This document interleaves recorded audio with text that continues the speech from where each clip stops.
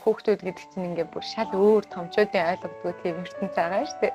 Тэгээд тэд нартай ингээд цагийг өнгөрөх хугацаанд ингээд одоо юу гэдэг хүүхдүүд яг юу ч мэдэхгүй гэж ярьдаг боловч хүүхдүүд яг томчуудад бол маш их юмыг ойлгуулж чаддаг тийм ертөнц байгаа байхгүй юу.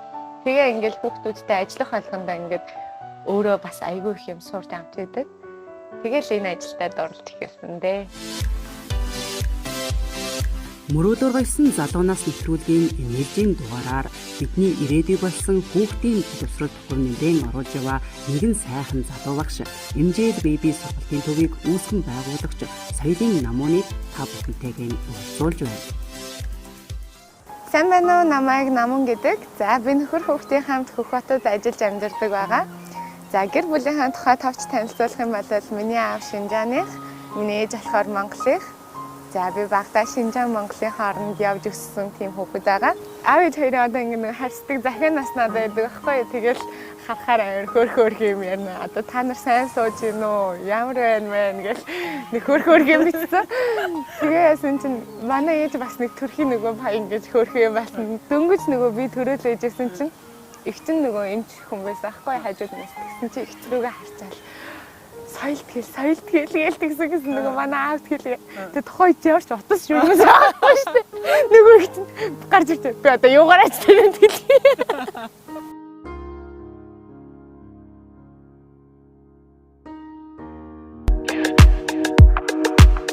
Хамгийн 2015 онд Хөх хотод ирсэн.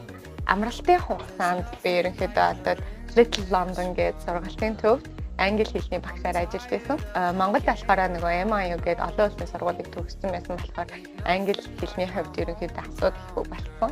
Тэгээ англи хэлээр багшилж болох тийм хэмжээний болсон. Өөртөө нэг удаа хэлжсэн ерөн би нэг өөрөө нэг ингээд яг монгол хүүхдүүдийг зориулаад юм нэвэл ямар гэдгсэн маань нөхөрөөс тухайд намайг аяг хэмжижсэн. За тэгэл бит хоёр ерөнхийдөө иймэрхүү боловсролын салбартаа ийм сургалтын төв ажиллаулъя гэсэн тийм хүсэл мөрөөдөлтэй болоод ерөнхийдөө яваад тэгэл хүмүүстэй хамтраад энэ хөө сургалтын төвөө нээж эхэлсэн байгаа.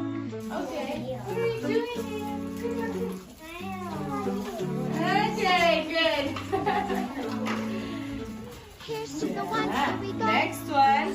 Cheers to the wish you were here, but you're not, 'cause the dreams bring back all the memories of everything we've been through.